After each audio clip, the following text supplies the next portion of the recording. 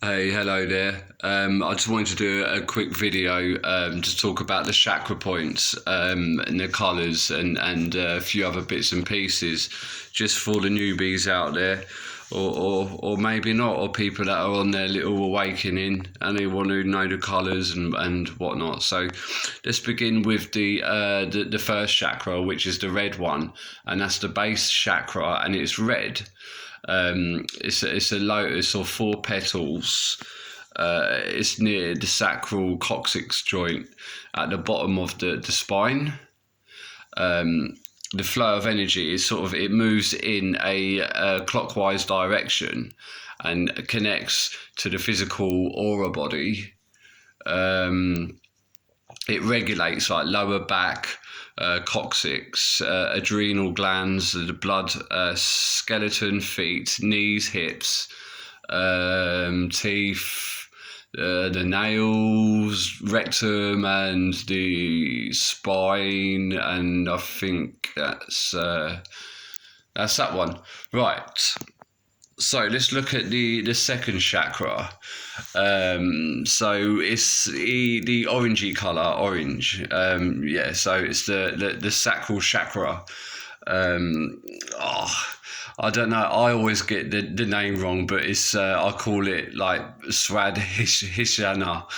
Um, anyway, it's represented by the lotus of six petals, and the location is like 6 centimeters below the navel. The flow of energy, it moves in a anti-clockwise direction and connects to like the ether, or we call it ether here, chi, prana. So it's the auric body basically.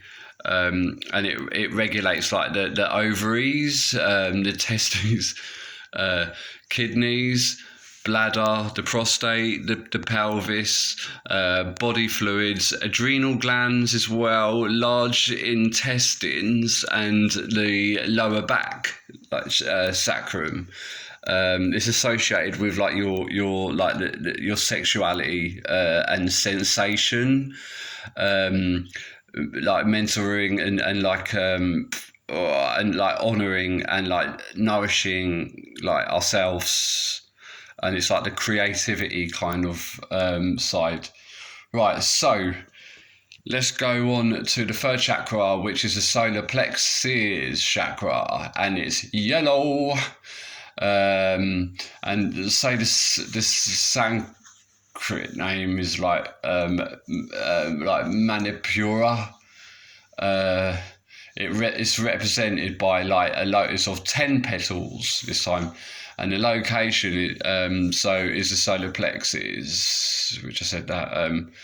So yeah, the flow of energy, it like moves in a clockwise direction and connects to the vital auric system.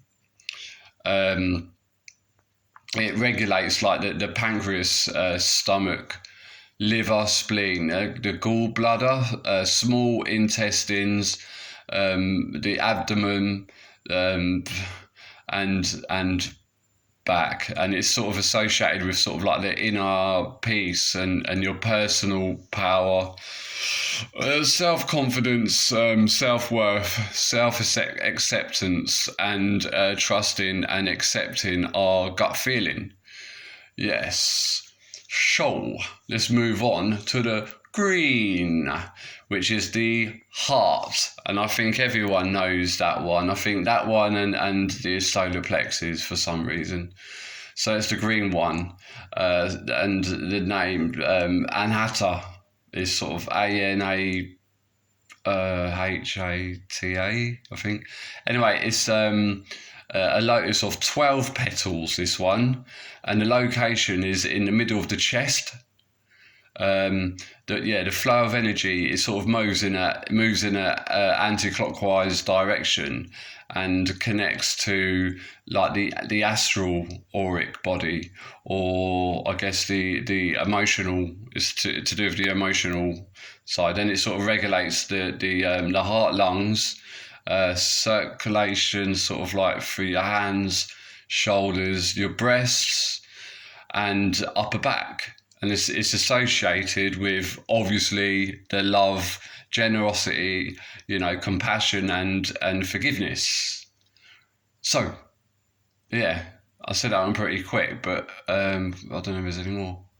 But anyway, okay, so right, the fifth chakra, which is the throat chakra, and it is blue. And the red and blue are, if you look at how magnetism works, the red and blue, it's got like red shift and blue shift. The reason why we have like red tap, blue tap, blue for boys, red for girls, blue siren, red siren. You got your food outlets that are red and blue. You got they just use it all the time on TV and whatnot. Roses are red, violets are blue. Your government don't give a shit about you. Right, so anyway, so the name is like Fisuda. I'm not pronouncing this right. I never have done. So it's the throat area, and it's the lotus of 16 petals. This one, it's the flow of energy sort of moves in a clockwise direction, and it connects to the lower mental auric body, and it sort of regulates like the thyroid, throat, the mouth and the teeth, jaw, neck, ears, arms, the upper lungs, shoulders, your tongue, and your sort of like bronchial, like the lungs. I said the lungs.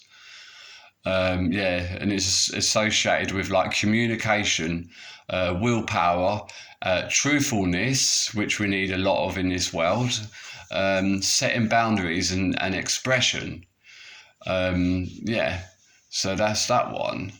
Let's go on to the sixth chakra. This name is the third eye chakra, the one that everybody knows. The color is like indigo. The name like Ajna, and it's represented by a lotus of 2 petals. And the location with this one is between like the eyebrows. And I don't have to tell you that one, do I? And the flow of energy, it moves in a anti-clockwise direction, and it connects to the higher mental auric body.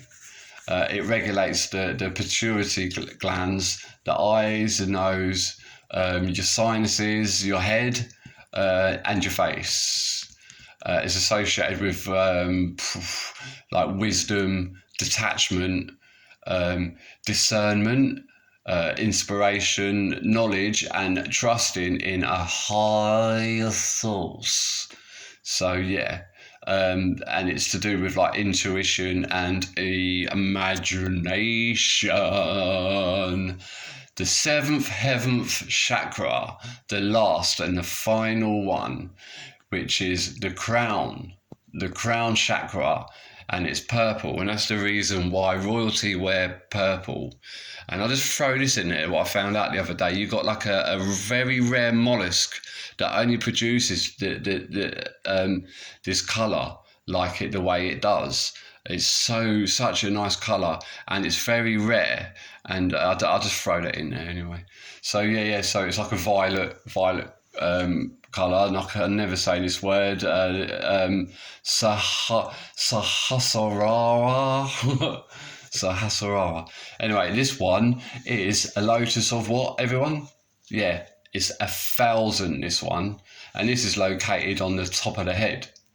And it flows it moves in like a clockwise direction and connects to the spiritual auric body, and it regulates the pineal gland, of course, the skull and the brain, and it's associated with sort of like grace and beauty, serenity, oneness with all, our divinity, selfless, realization, understanding, and enlightenment, and personal growth areas. I say like the mental health, knowledge, and spiritual enlightenment.